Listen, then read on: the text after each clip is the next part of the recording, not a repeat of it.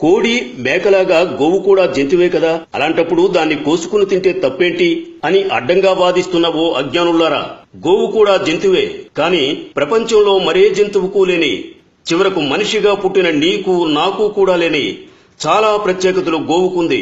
అందుకే హిందువులు తమ తల్లి తరువాత తల్లి స్థానాన్ని ఇచ్చి గోమాత అని గౌరవంగా పిలుస్తూ పూజిస్తారు. నీ చదువు, నీ సంస్కారం, నీ విచక్షణ, నీ విజ్ఞత, నిజాన్ని నిజాయితీగా స్వీకరించే వ్యక్తిత్వం నీలో ఉంటే గోమాత గురించి కొన్ని నిజాలు చెబుతా. ఆవు ఒకవేళ విష పదార్థాలను తిని ఆ పాలను మనం తాగితే రోగగ్రస్తులవుతామేమోనని ఒక ఆవుకు ప్రతిరోజు ఒక మోతాదుగా విషాన్నెక్కించి 24 గంటల తరువాత దాని రక్తాన్ని, పాలను, మూత్రాన్ని, పేడను ప్రయోగశాల ల్యాబ్కు పంపి వీరు ఎక్కించిన విషం ఎందులో కలిసిందో పరీక్షించారు. అలా ఒకరోజు 2 రోజులు కాదు, ఏకంగా 90 రోజులు ఢిల్లీలోని AIIMS, all India institute of medical sciences కు పంపి పరీక్షించారు. ఆ ఆవు పాలలో గాని, రక్తంలో గాని, మూత్రంలో గాని, పేడలో గాని విషపు ఛాయలేవీ కనిపించలేదు వారికి. గరళాన్ని శివుడు కంఠంలో దాచుకున్నట్టు ఆ విషాన్నంతా తన కంఠంలో దాచుకుంది గోమాత. మరే జంతువుకు లేని విశిష్ట గుణం ఇది.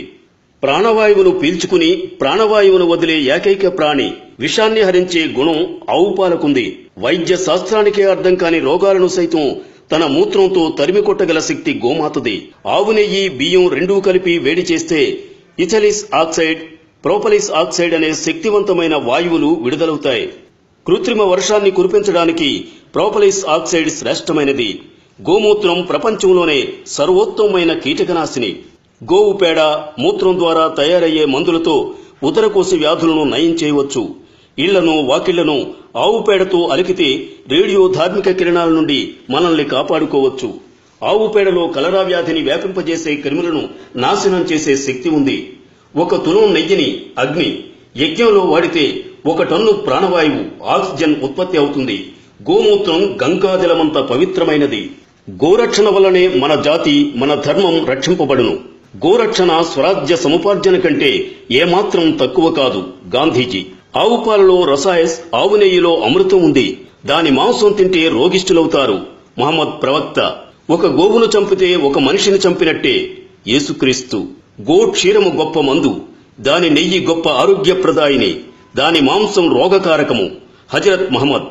గోవులు మానవ సమాజమునకు ఒక గొప్ప వరము.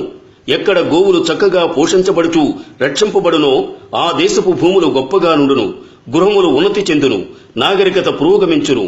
మహమ్మదీయులు మత గ్రంథమైన ఖురాన్లో ఎక్కడనూ గోవధ సమర్థింపబడలేదు. హకీల హజ్మల్ ఖాస్. గోహత్య ఇస్లాం మత నియమములకు విరుద్ధం. తోహాస్వి హింద్ బిజారు. భిన్నత్వంలో ఏకత్వం ప్రపంచంలో ఒక్క భారతదేశంలో తప్ప మరెక్కడైనా చూడగలవా?